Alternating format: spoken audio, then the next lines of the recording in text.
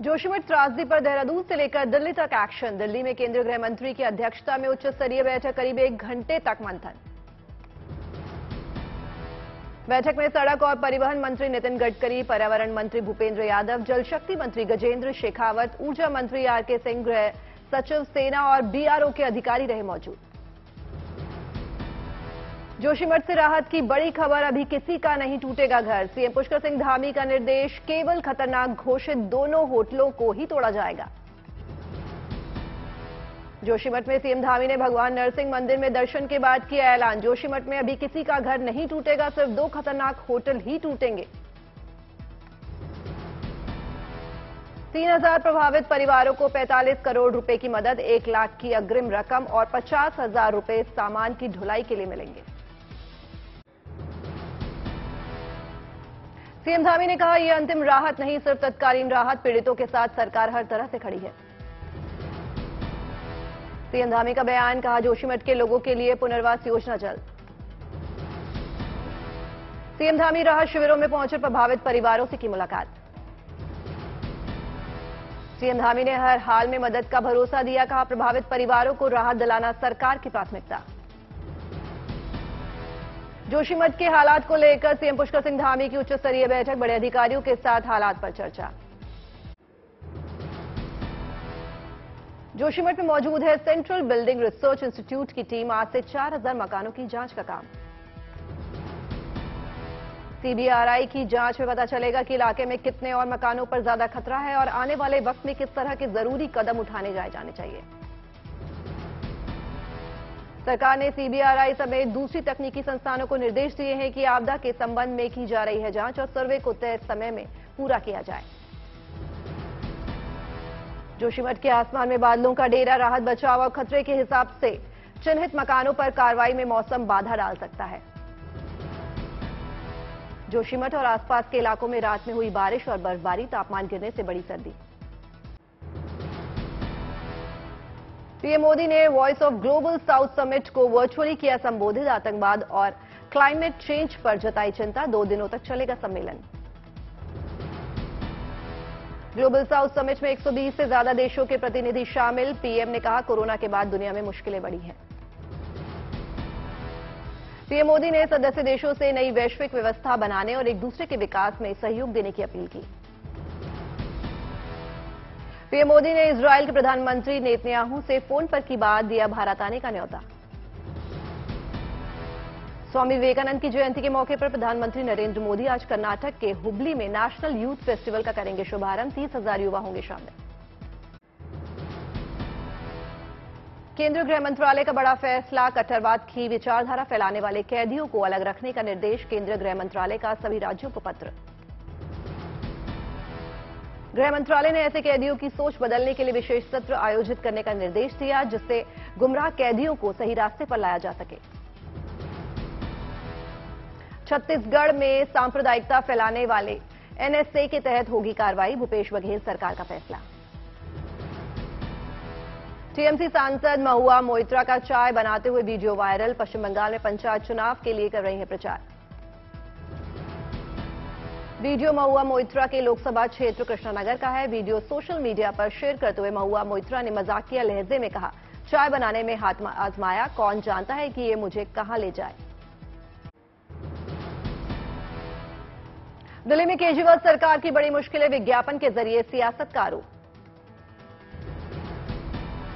आम आदमी पार्टी को जारी किया नोटिस, वसूले जाएंगे 163 करोड़ रुपए, एलजी ने दिया आदेश। दिल्ली सरकार के सूचना और प्रचार निदेशालय की तरफ से जारी किया गया नोटिस, 10 दिन में पैसा चुकाने का आदेश। अरविंद केजरीवाल के नाम जारी किया गया नोटिस, 99 लाख के दिए गए थे विज्ञापन, जिस पर ब्याज जोड़कर चुकाने होंगे 163 करोड़ रुपए। स्पेशल ऑडिट में सामने आई गड़बड़ी, 2016 में हाईकोर्ट ने भी दिया था जांच का आदेश। कांग्रेस की भारत जोड़ो यात्रा का पंजाब में दूसरा दिन, 118वें दिन लुधियाना से आगे का सफर।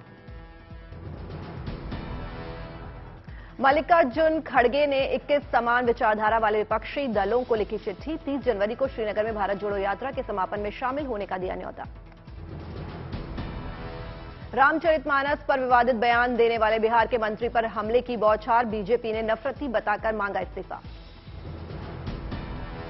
बीजेपी से निष्कासित निपुण शर्मा को बड़ी राहत, आत्मरक्षा के लिए मिला हथियार रखने का लाइसेंस, जान से मारने की धमकी के बाद दिल्ली पुलिस का फैसला।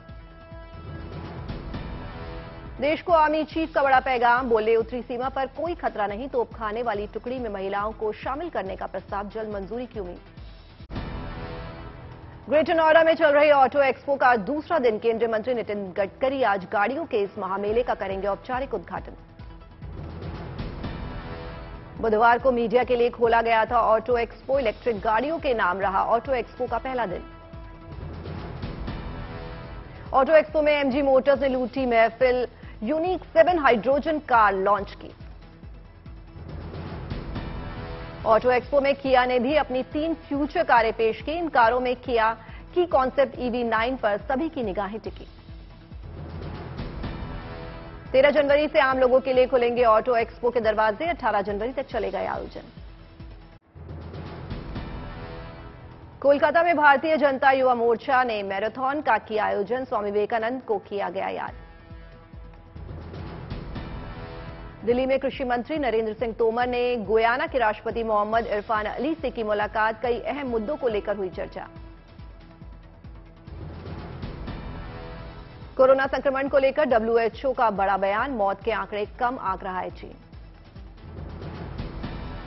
बारामूला के बोनियार में गर्भवती महिला के लिए देवदूत बने भारतीय सेना के जवान, जवानों ने गर्भवती को पहुंचाया प्राथमिक स्वास्थ्य केंद्र।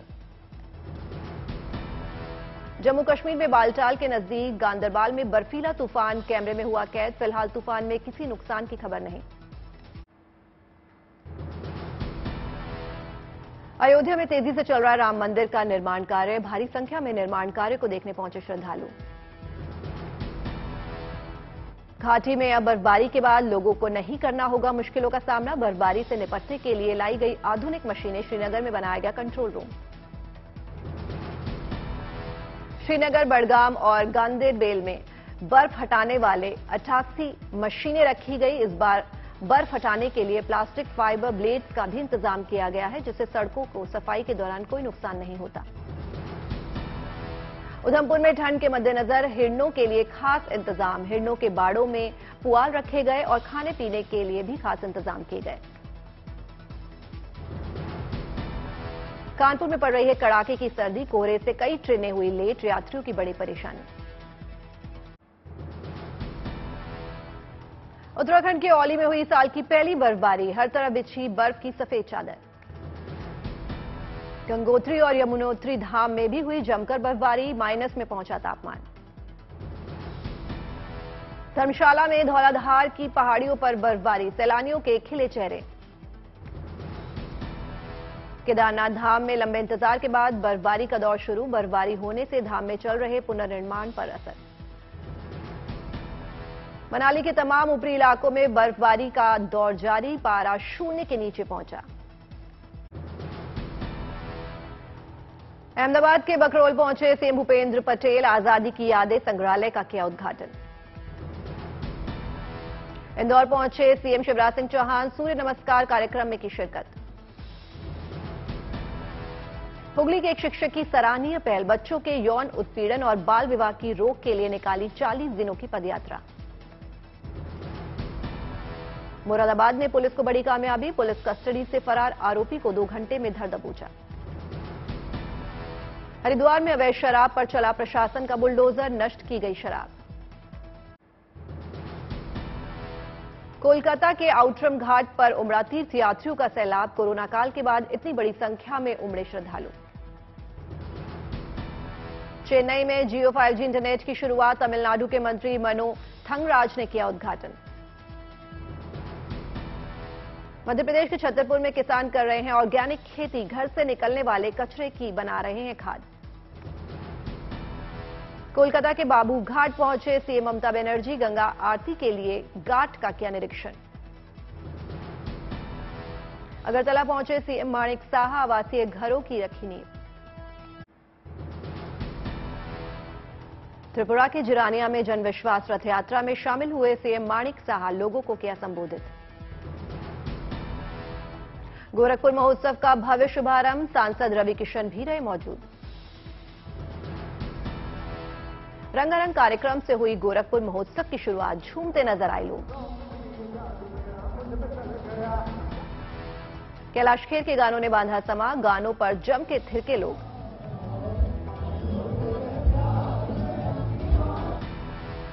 मथुरा में त्योहारों को लेकर प्रशासन अलर्ट, बढ़ाई गई शहर में सुरक्षा व्यवस्था। दिल्ली में महिला कैब ड्राइवर पर हमला, 9 जनवरी की वारदात। दिल्ली के आईएसबीटी के पास लूटपाट के इरादे से 2 लोगों ने कैब पर पत्थर फेंके, पैसे छीने, मोबाइल भी छीनने की कोशिश की। विरोध करने पर बियर की बोतल से किया गया हमला, महिला ड्राइवर को आई गंभीर चोट, लगे 10 टाके। महिला कैब ड्राइवर ने कहा, उबर में इमरजेंसी पर कॉल किया लेकिन कोई रिस्पांस नहीं आया, पैनिक बटन दबाया, उसका भी कोई रिस्पांस नहीं आया। कॉल करने पर पुलिस आधे घंटे बाद आई। महिला कैब ड्राइवर ने कहा, मुझे परिवार वाले घर लेकर आए, मैं उस वक्त होश में नहीं थी, इसलिए शिकायत दर्ज नहीं हुई। बाद में कोई भी पुलिस वाला मेरे घर मेरा बयान लेने नहीं आया। वडोदरा में पतंगबाजी में घायल पक्षियों के बचाव और उपचार के लिए वन विभाग ने चलाया करुणा अभियान, लोगों की मदद से घायल पक्षियों का इलाज। राजस्थान के उदयपुर में बनेगा प्रदेश का पहला पैंथर रेस्क्यू सेंटर, घायल और बीमार पैंथरों को किया जाएगा रेस्क्यू। 3 हेक्टेयर में बनेगा शेल्टर बायोलॉजिकल पार्क। उपराष्ट्रपति जगदीप धनखड़ और सीएम गहलोत ने 83वें अखिल भारतीय पीठासीन अधिकारियों के सम्मेलन में की शिरकत। उपराष्ट्रपति ने अधिकारियों को किया संबोधित। बिहार के मधुबनी में समाधान यात्रा पर पहुंचे सीएम नीतीश, मिथिला अर्बन हाट का किया उद्घाटन। सीएम नीतीश ने मिथिला को दी खूबसूरत पर्यटक स्थल की सौगात, दिल्ली हाट की तर्ज पर करीब 26 एकड़ में बना है मिथिला अर्बन हाट। कोलकाता के ईडन गार्डन में भारत और श्रीलंका के बीच आज दूसरा वनडे मुकाबला, सीरीज कब्जा करने पर टीम इंडिया की नजर। श्रीलंका ने टॉस जीता, पहले बल्लेबाजी का फैसला, थोड़ी देर में शुरू होगा मैच। पहले वनडे में भारत ने श्रीलंका को 67 रनों से हराया, जीत से इंडिया के हौसले बुलंद। आईसीसी ओडीआई रैंकिंग में विराट कोहली ने मारी बाजी, 45वें शतक के बाद 6ठे पायदान पर पहुंचे विराट कोहली, गुवाहाटी वनडे में शतक जमाने का मिला फायदा। आईसीसी ने वनडे रैंकिंग में रोहित शर्मा को भी एक पायदान का फायदा, 8वें नंबर पर पहुंचे। ओडिशा में हॉकी विश्व कप का आगाज, कटक के बाराबाती स्टेडियम में रंगारंग उद्घाटन समारोह, कल से शुरू होंगे मुकाबले। कल भारत का मुकाबला स्पेन से, शाम 7 बजे से होगा मैच। भारत को ग्रुप 4 में इंग्लैंड, वेल्स और स्पेन के साथ रखा गया है। हॉकी विश्व कप में कुल 16 टीमें ले रही हैं हिस्सा, 16 टीमों को 4 पूलों में बांटा गया है। हॉकी विश्व कप के दौरान कुल 44 मैच खेले जाएंगे, फाइनल मुकाबला 29 जनवरी को खेला जाएगा। भुवनेश्वर में कलिंगा इंस्टीट्यूट के करीब 30,000 छात्र हुए इकट्ठा, हॉकी वर्ल्ड कप में भारतीय टीम की जीत के लिए प्रार्थना की। रूस यूक्रेन की लड़ाई में बाखमुट के बाद सोलेडार बना युद्ध का मैदान, सोलेडार में दोनों देशों में भीषण लड़ाई जारी।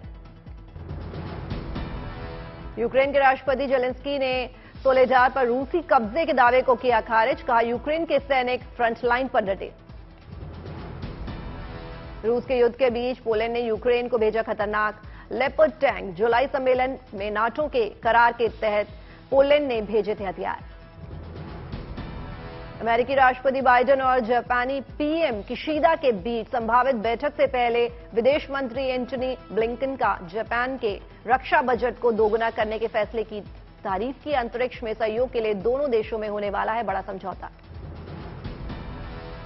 अमेरिका के इलिनॉय में एक केमिकल प्लांट में लगी भयानक आग, चश्मदीदों के मुताबिक 100 फीट ऊपर तक उठती दिखी आग की लपटें। फिल्म आरआरआर के दर्शकों के लिए आई गुड न्यूज, फिल्म के सीक्वल के बारे में बोले राजामौली, इस पर लिखी जा रही है स्क्रिप्ट। मशहूर फिल्म निर्देशक राजकुमार संतोषी की फिल्म गांधी गोडसे एक युद्ध का ट्रेलर रिलीज। ट्रेलर में महात्मा गांधी और नाथूराम गोडसे को आमने सामने दिखाया गया। 2 साल की हो गई अनुष्का शर्मा और विराट कोहली की लाडली वामिका। बेटी के बर्थडे पर अनुष्का ने शेयर की तस्वीर।